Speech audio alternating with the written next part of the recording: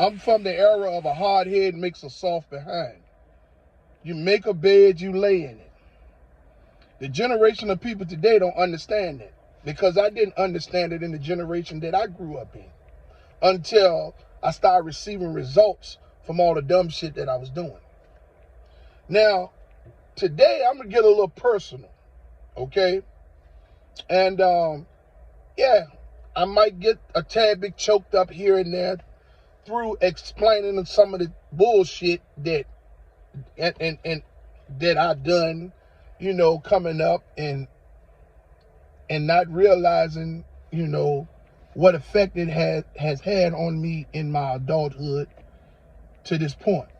Okay, I was raised by two women, my mother and my grandmother, and I had a granddaddy around. Okay, they provided for me the best that they could. I had nice clothes and shoes. I didn't have the best clothes and shoes, but I had nice clothes and shoes, plenty of food, place to lay my head at. You know, I got nice things at Christmas and holidays and stuff like that.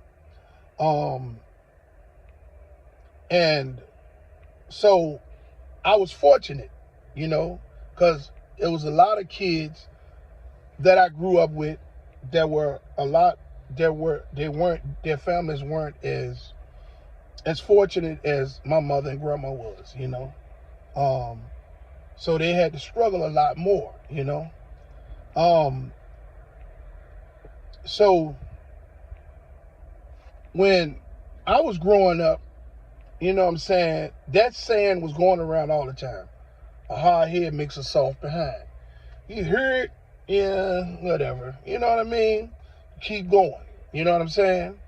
And the difference in my era was that the older people in the neighborhoods and in your city, they will always try to reach out to you and stop you from doing something that they feel was not good or that could be detriment to you. You know what I mean? There was always teaching. They were always, hey man, don't do that. That could get you in a lot of trouble. That could ruin your life. And you know, we listened. And sometimes we listened and sometimes we didn't. We still did what we wanted to do. Well, I did, you know. Growing up in the 80s,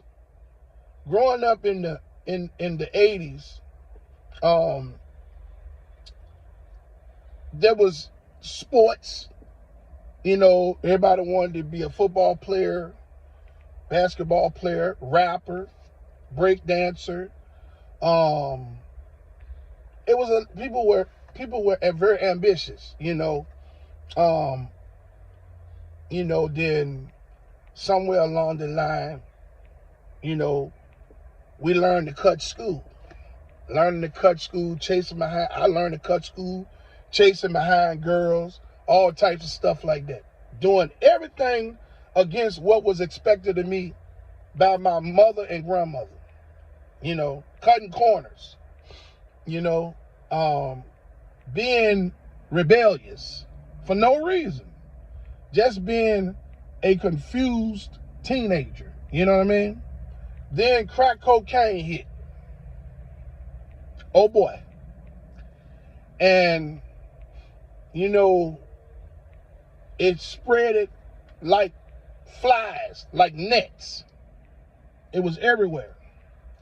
So some of my friends that were really bad off poor, they decided that they was going to do it because they got tired of living like they were living, and they got tired of being made fun of wearing certain types of clothes and stuff.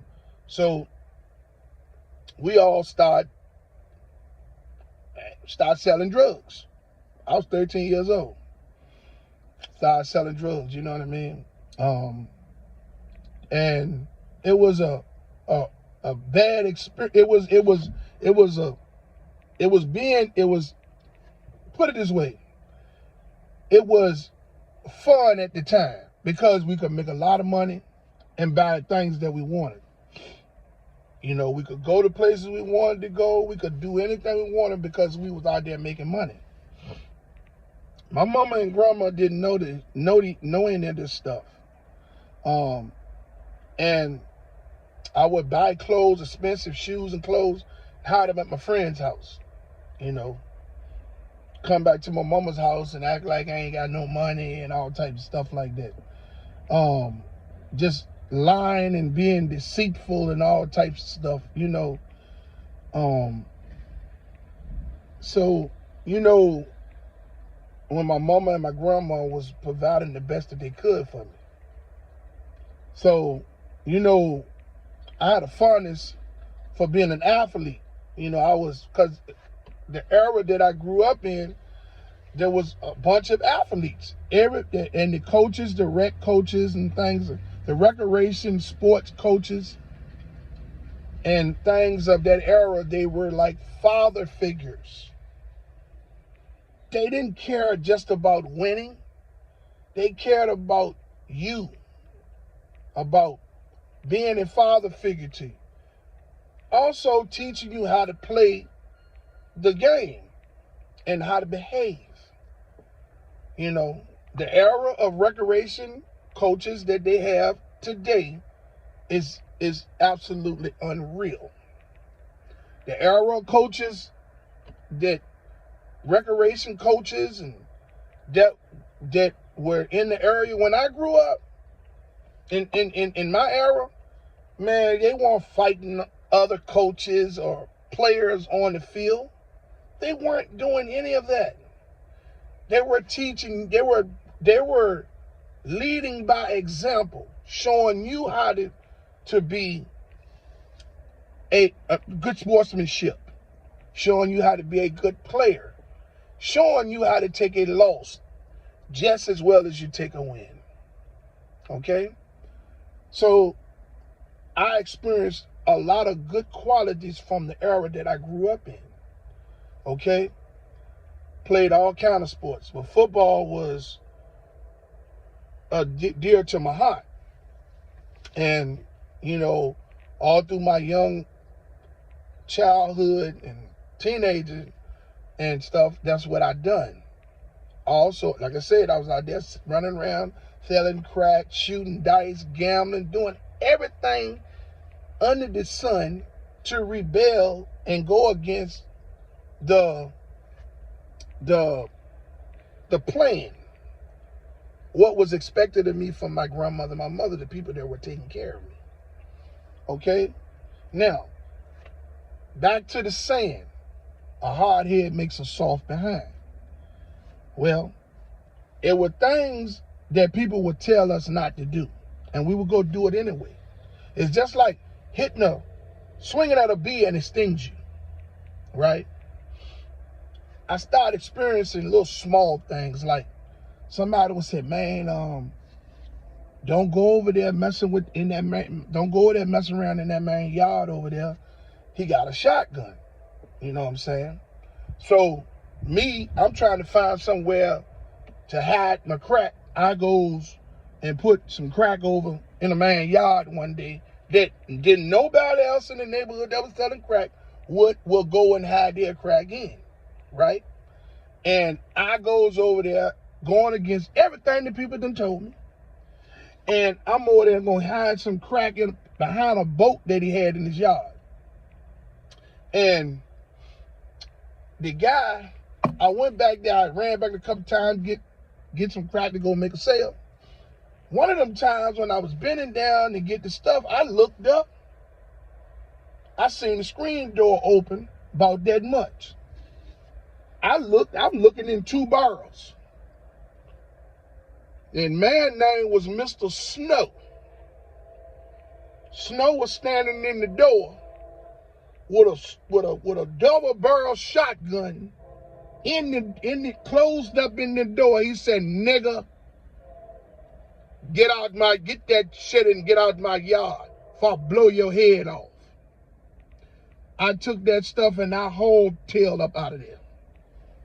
And that was little small things that could have been bad. That man could have shot me.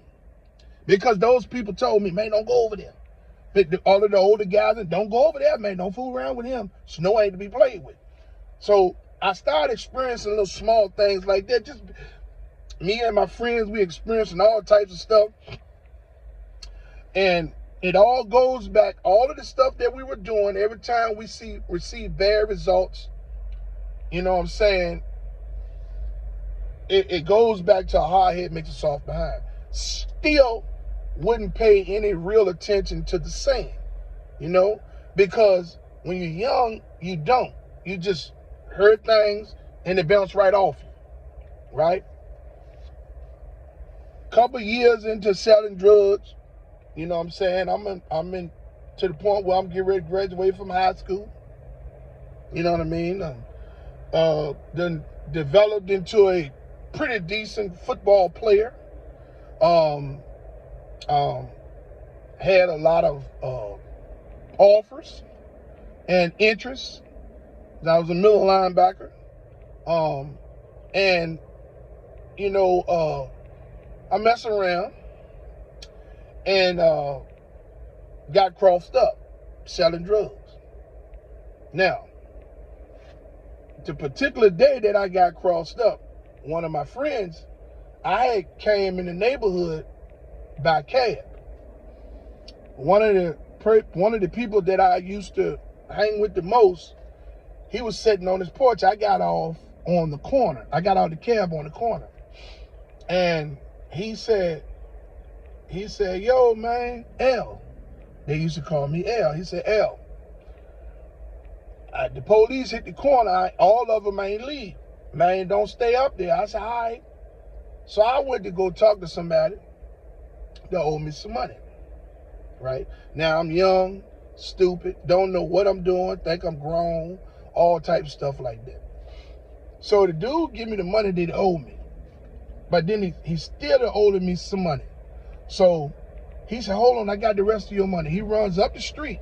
Now, I didn't know that he was going up there to make a sale. So he went up there and made a sale. He came back to give me the rest of my money. I turns around to go walk across the street. Police jump all out the trees, they everywhere. Right? They arrest me. They give me conspiracy, okay, to conspiracy to a drug sale, because I exchanged the money. When the guy came back down the street, he had a $50 bill. He owed me $25. I reached in the money he paid me and gave him $25. So because I changed money, that was in the commission of a drug sale. I got conspiracy. They took me downtown. My mama comes to get me, right? Now, the dude, so that's what happened. Okay? So my mama, she cussed me out the whole way home, blah, blah, blah, blah, blah. You know, I'm sitting up in the room and I'm saying to myself, damn, I should have carried my tail and sat on that porch. All the while, that's still surfacing around in my head, a hard head makes a soft behind. Still ain't set in. You understand what I'm saying? Because the dude told me, he said, man, the police up there, I don't know where they at, but all of them is still up there because all of them ain't leaving. I went up on the corner anyway. You know what I'm saying?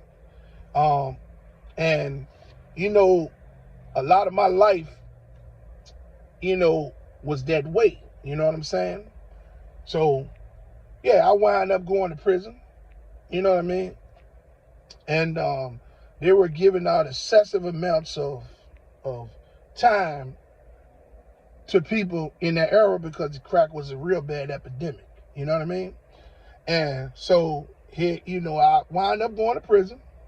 But I was able to, you know, get my high school education. But I wound up going to prison. And, you know, through the time that I was in prison, you know, the OGs in prison was teaching. I mean, it was still the same, hard head makes a soft behind. I learned a lot from all of the OGs in prison, guys that got life, guys that had 40 years for murder, serial killers, all that stuff, big-time drug dealers. I learned a lot from them because they were teaching, okay? And I was like a sponge because I had started realizing then this is a result of me making my own bed and having to lay in it, right? When that me making my bed and having to lay in it really set in for me was when my mother came to visit me when I got found guilty. And they put me in jail on pre-sentence report. When my mother and grandma came to see me, and this was the first time I was actually away from them like that. And they couldn't see me, they had to see me through a window. And I couldn't touch my mom and my grandma, and they couldn't do anything to help me. That's when I had really genuinely realized that I made that bed and I had to lay in it, right? Well, while I was in prison, I saw all of the people from my city and district and stuff that I played football against in high school. They were flourishing. They were striving, playing college ball and things of that nature. So I said, man, I'm gonna do that when I come home.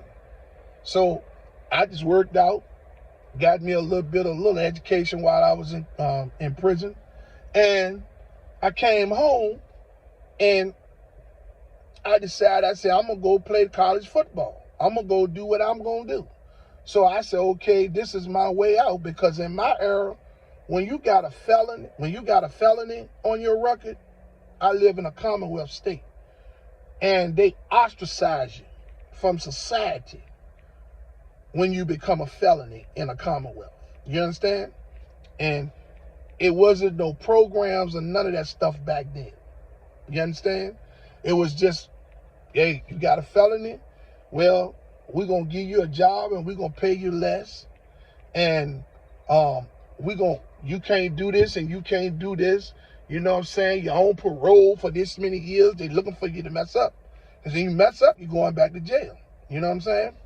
So I put everything in the shoulder pads and the helmet. I said, I'm going to take this and I'm going to ride this to a better life. And I made it through, you know what I'm saying? And I got a chance to do some things that a lot of people coming from where I came from didn't get a chance to do. No, I didn't get an opportunity to play in the NFL, but I've played professional football. You know,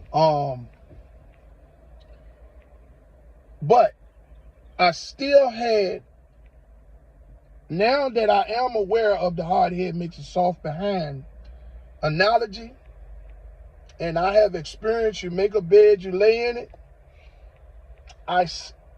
with me knowing all of that and having experienced that, I still didn't really genuinely take it that serious.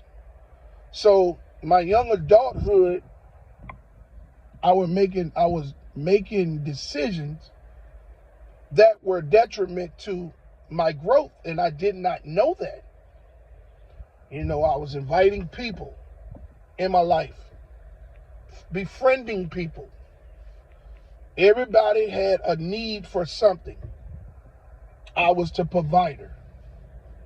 And they weren't really my friends. They were only around me for what I could do for them.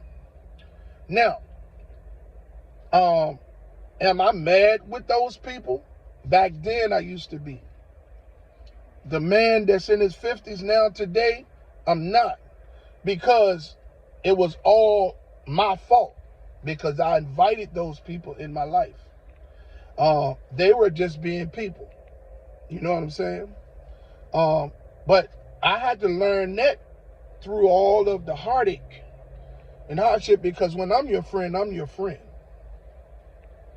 I just never received that. I just never received that type of friendship from nobody that males anyway, that I called friends. You know what I mean? I learned a whole lot through that same analogy. A hard head makes a soft behind terminology, right? Because I just constantly made bad decisions all through my young adulthood, that caused me hardships that I could bounce around and kind of navigate back then and figure out a way to get out those hardships that I've created for myself. But I did not realize how detriment they would be to me at the age I am right now. I've never been married.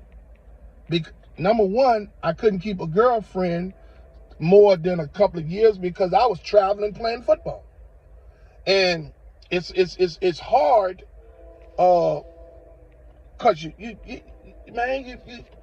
been a young man. You've been a young adult. You're going to get caught. You're going to be doing all types of stuff in other countries and other states and all types, you know what I mean?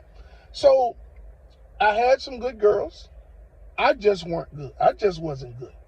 I didn't know how to treat a woman. I didn't understand the value of a good woman because, I lost 4 years of my life to prison. I was going to have all the fun in the world, but I didn't.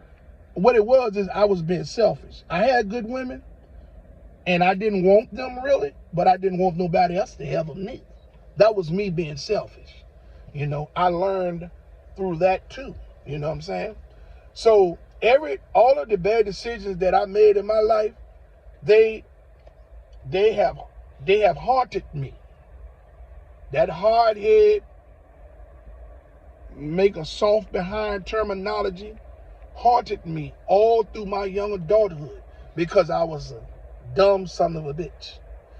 I'd done a lot of things to self-sabotage my own self, causing problems that will later get me along the run.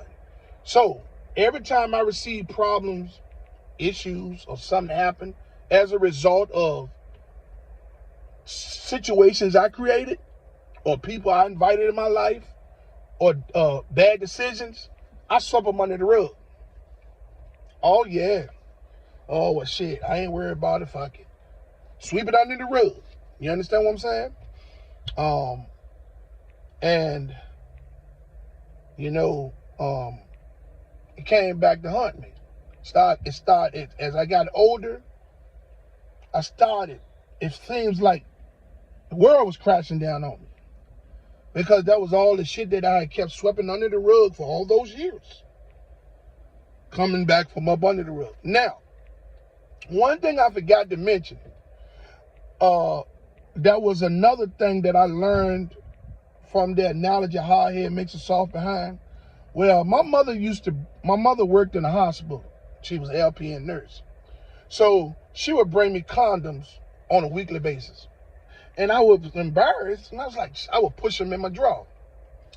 So, me being a popular football player and somebody that was, could wear nice clothes and stuff at school and a crowd of guys that was kind of popular, whatever. When I was in the 10th grade, a senior, I messed around and got involved with a girl that was a senior. And she got pregnant, okay? I was scared to death, okay? And I didn't know what I was doing, but my mom and grandma was there for me, right? Again, my mother bought me condoms and told me to use them if I'm out there doing something, because she didn't want me bringing no babies in there because I was too young for that. Again, I go have sex with the girl one time. She gets pregnant. It only takes once. So I forgot to add that in the beginning. Yes, these are all of my dumbness. And my reason for leaving this video today and getting a little personal with you all, because I wanted to, maybe somebody from this generation will see this video and kind of understand what I'm saying. If you can pull something from this video, from the mistakes that I have made, and I have not listed them all. I'm just roughly going through some of my personal things. I'm opening up to you all here on my channel at Rideshare Real Talk. I'm more than just Rideshare Real Talk. I'm a human. Okay? So if you all can get something from this that'll help you all, man, make better decisions, then I'm fine with sharing personal things about myself. And I'm here to tell you, I was a dumb son of a bitch. Yes, I was. And the moral of the story is, all I did was cause hardship for myself.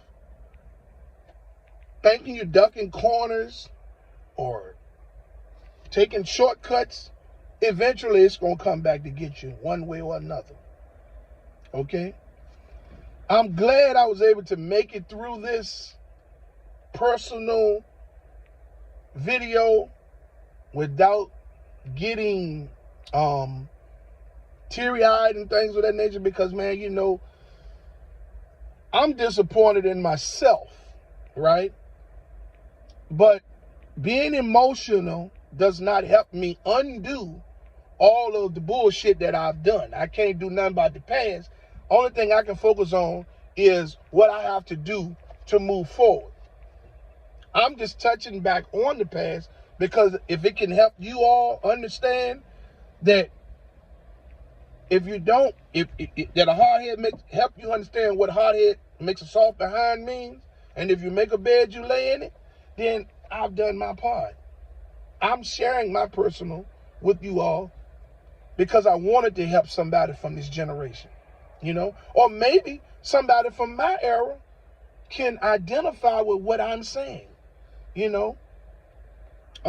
Man, this internet and this social media and things, you know, you got to get a little personal, you know, and I've chose to share things that I've learned through Rideshare. And yes, I have at times briefly touched on personal, but not like this video today, okay? I hope you all enjoyed this video, and man, maybe I'll come back on another day and talk about something else later. You know what I'm saying? But you all have a wonderful day. Amen. And if didn't nobody tell you today that they love you, I do. I'm out.